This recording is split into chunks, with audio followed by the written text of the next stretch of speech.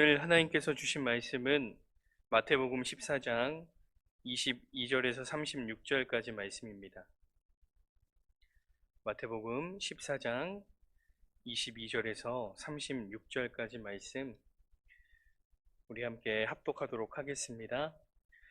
예수께서 즉시 제자들을 재촉하사 자기가 무리를 보내는 동안에 배를 타고 앞서 건너편으로 가게 하시고 무리를 보내신 후에 기도하러 따로 산에 올라가시니 저물매 거기 혼자 계시더니 배가 이미 육지에서 술이나 떠나서 바람이 거스름으로 물결로 말미암아 고난을 당하더라.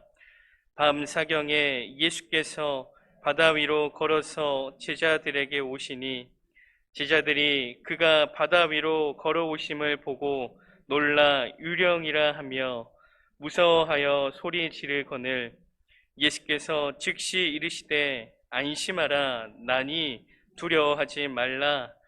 베드로가 대답하여 이르되 주여 만일 주님이시거든 나를 명하사 무리로 오라 하소서 하니 오라 하시니 베드로가 배에서 내려 무리로 걸어서 예수께로 가되 바람을 보고 무서워 빠져가는지라 소리 질러 이르되 주여 나를 구원하소서 하니 예수께서 즉시 손을 내밀어 그를 붙잡으시며 이르시되 믿음이 작은 자여 왜 의심하느냐 하시고 배에 함께 오름에 바람이 그치는지라 배에 있는 사람들이 예수께 절하며 이르되 진실로 하나님의 아들이로소이다 하더라.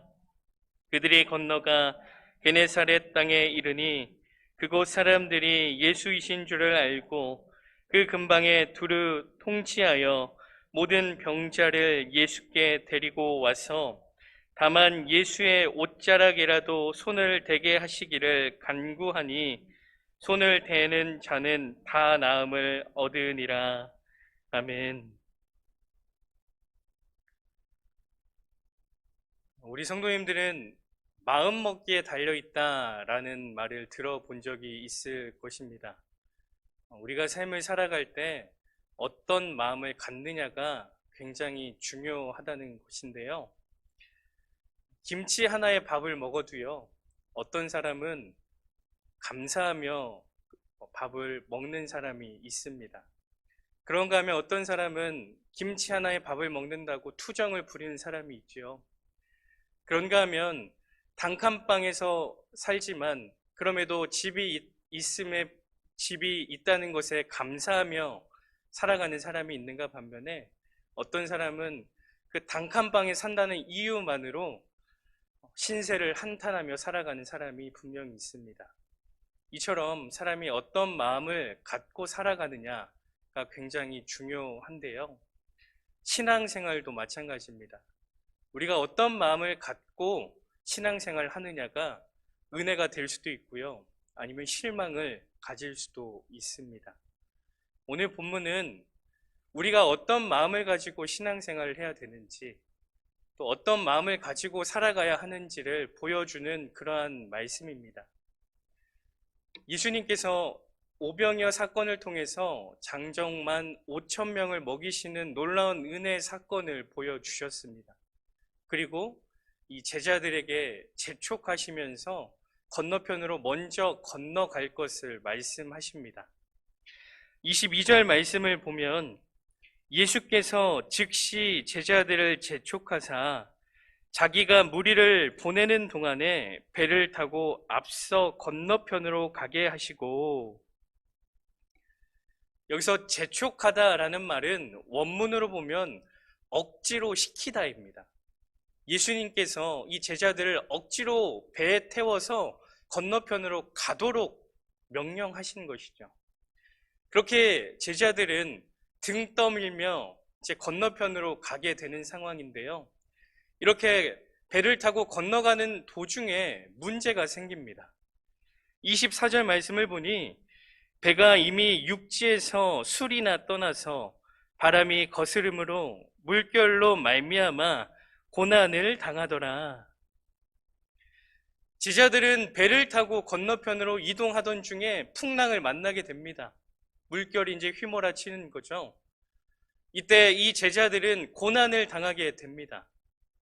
자, 이러한 고난 속에서 제자들은 어떤 마음을 품었을까요? 아마 예수님을 향한 원망의 마음을 품었음을 짐작할 수 있습니다. 왜냐하면 지금 제자들이 왜 건너편으로 건너가는 것이죠? 예수님께서 억지로 시켜서 건너가는 겁니다. 예수님께서 시켜서 억지로 건너편으로 건너가는데 풍랑을 만났습니다. 고난을 당하고요, 목숨을 잃게 생긴 겁니다. 이런 상황 가운데 이 제자들이요, 예수님을 얼마나 원망했을까요? 그런데 우리가 생각을 조금 바꿔봤으면 좋겠습니다. 건너편으로 억지로 보내신 분이 누구이십니까? 예수님입니다. 그렇다면 풍랑이 오고 태풍이 몰아치고 비바람이 몰아쳐도 그 제자들을 책임지실 분은 누구입니까? 예수님이시죠. 예수님이 풍랑이 오고 비바람이 몰아치고 태풍이 온다 할지라도 제자들을 지키실 겁니다. 제자들이 죽지 않을 겁니다. 그리고요, 예수님을 향한 그 담대한 마음을 가지고 이 제자들이 이 물길을 건너가게 되면 아마도 이 제자들이 목적지까지 온전히 도착을 했을 겁니다. 그런데 그들은요, 예수님을 향한 원망만 있기 때문에 계속해서 그 바다에만 있는 겁니다. 고난만을 당하는 것이죠. 예수님이 억지로 보내놓고 우리를 죽게 만든다는 그 원망의 마음이 중요한 것이 아니라 예수님이 억지로 보냈으니 주님이 우리를 책임지신다라는 마음이 중요한 겁니다. 마음 먹기에 달렸다는 것이죠. 그런가 하면 베드로도 마찬가지입니다. 베드로가요, 예수님이 물 위로 오신 것을 보고 이제 예수님 저도 걷게 해달라는 그러한 고백 가운데 물 위를 걷게 됩니다. 그렇게 물 위를 걸으며 예수님께 가던 중 베드로에게 또 문제가 생기지요. 30절 말씀을 보면 바람을 보고 무서워 빠져가는지라 소리 질러 이르되 주여 나를 구원하소서 하니, 예수님의 말씀대로 물 위를 걷게 된 베드로입니다. 그런데요, 이 베드로가요, 이 바람을 또 만나게 됩니다. 이 30절 말씀에 이 30절 말씀을 원문으로 보면 이 바람이라는 그 단어 앞에 형용사가 나옵니다. 강한이라는 형용사인데요, 이 베드로 앞에 강한 바람이 이제 휘몰아치는 겁니다. 그 강한 바람으로 인해서 베드로가 어떻게 됩니까? 무서운 마음, 그 두려운 마음을 품게 됩니다. 그러므로 인해서 이 물속에 빠져 들어가게 되지요. 그런데 베드로 역시도 마음 먹기에 달린 것 아니겠습니까? 베드로는 강한 바람으로 인해서 무서운 마음, 그 두려운 마음으로 물속에 빠져 들어가게 됐지만 우리가 한번 생각을 바꿔보자고요. 베드로가요, 강한 바람 가운데서 담대한 마음을 가지고 예수님 앞으로 나아갔다면 어떻겠습니까? 그 강한 바람을 보지 않고 그저 그 담대한 마음으로 주님 앞에 나아갔다면 결코 물에 빠지지 않았을 겁니다. 예수님께 온전히 나아갔을 것입니다. 마음 먹기에 달려 있다는 것이죠. 그런가 하면 오늘 본문에 보면 또 하나의 에피소드가 나옵니다. 예수님께서 그렇게 제자들과 이제 게네사렛 땅으로 도착을 하시죠. 이때 모든 병자들이요, 예수님께 나아옵니다. 그런데 이 병자들의 마음이 어떠냐? 그 병자들의 마음을 한번 보겠는데요. 36절 말씀을 보면 다만 예수의 옷자락이라도 손을 대게 하시기를 간구하니 손을 대는 자는 다 나음을 얻으니라.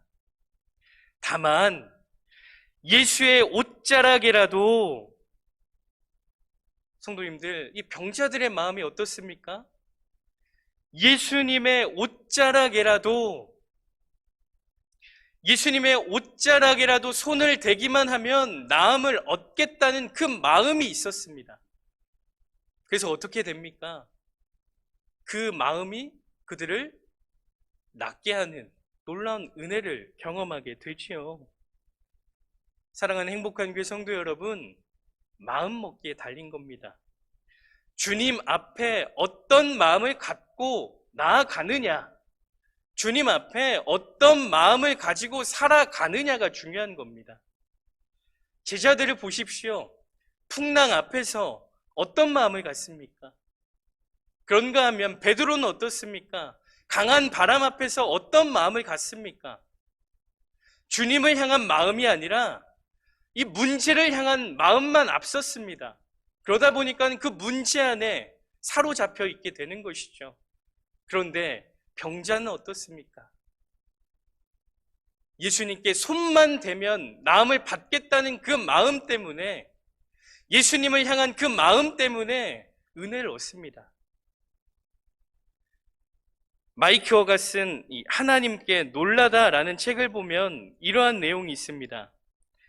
눈에 보이는 대로 예상한 대로만 움직이는 능력 없는 종교 생활이 아니라 신비하고 절실하고 항복하는 믿음의 모험 속으로 뛰어들라 마음을 활짝 열고 하나님께 놀랄 준비를 하라. 매 순간이 모든 게 새로워진다. 이 내용 중에 마음에 와닿는 부분이 있었습니다. 마음을 활짝 열고 하나님께 놀랄 준비를 하라. 매 순간이 모든 게 새로워진다. 사랑하는 행복한 교회 성도 여러분, 예수님을 믿는 그리스도인들도요, 문제는 찾아옵니다. 고난이 찾아옵니다. 질병 가운데 어려움을 겪고요, 물질 때문에 어려움을 겪습니다. 매 순간마다 그 문제들이 찾아올 때가 분명히 있다는 겁니다. 그러나 우리가 문제 앞에 마음을 활짝 여는 것이 아니라 주님 앞에 마음을 활짝 열고 주님 앞에 우리의 마음이 향하면 문제는 주의 놀라운 은혜를 경험하게 하는 통로가 될 줄 믿습니다. 모든 것은 마음 먹기에 달려있는 겁니다. 우리의 마음을 문제가 아닌 주님께 활짝 여므로 주님께 놀랄 준비를 하시길 소망합니다. 주님의 은혜로, 주님의 인도하심으로 매 순간 모든 것이 새로워질 줄 믿습니다. 바라기는 사순절 기간이 우리의 마음을 활짝 여는 기간이 되길 소망합니다. 주님께로 나아가는, 주님의 마음을 품는, 주님의 도우심을 구하는 그러한 시간이 되길 소망합니다. 그러므로 우리의 삶의 자리가 은혜의 자리, 기쁨의 자리, 또한 감사의 자리가 되기를 간절히 소망합니다. 그러므로 일평생 주님을 통해서 매일매일 즐거워하는, 늘 기쁨을 누리는 복된 행복한 교회 성도님들 되시기를 간절히 소망합니다. 우리 함께 기도하시겠습니다.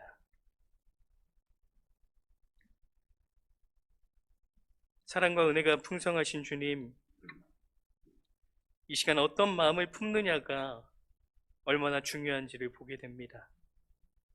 우리의 삶 가운데 문제가 일어났을 때 제자들처럼 문제를 바라보는 마음을 갖는 것이 아니라 예수님의 옷자락에도 손을 대기를 바라는 그 마음을 가졌던 병자들처럼 주님을 바라보는 마음을 갖게 도와주시옵소서.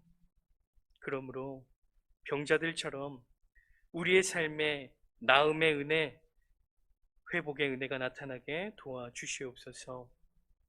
주님, 코로나의 여파가 사그러들 줄 모르는 상황 속에서 걱정과 두려움이 몰려옵니다. 이러한 때에 더욱 주님을 바라볼 수 있는 마음을 허락하여 주시고, 코로나라는 문제가 그리스도인들에게는 문제가 아니라 주의 선하심을 경험할 수 있는 은혜의 시간이 되게 하시되, 이 땅에 주의 신실하심과 인자하심이 드러나는 귀한 시간이 되게 도와주시옵소서.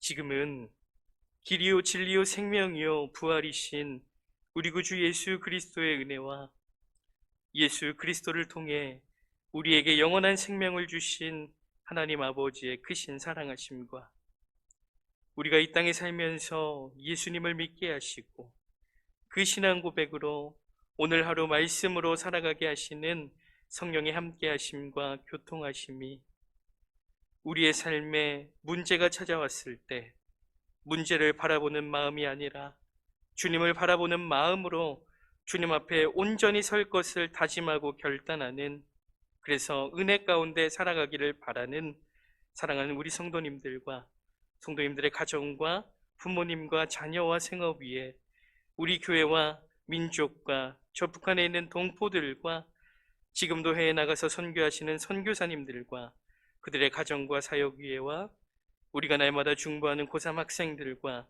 군에 있는 청년들과 전도 대상자들 위해 이제로부터 영원토록 함께 하시기를 간절히 축원하옵나이다. 아멘.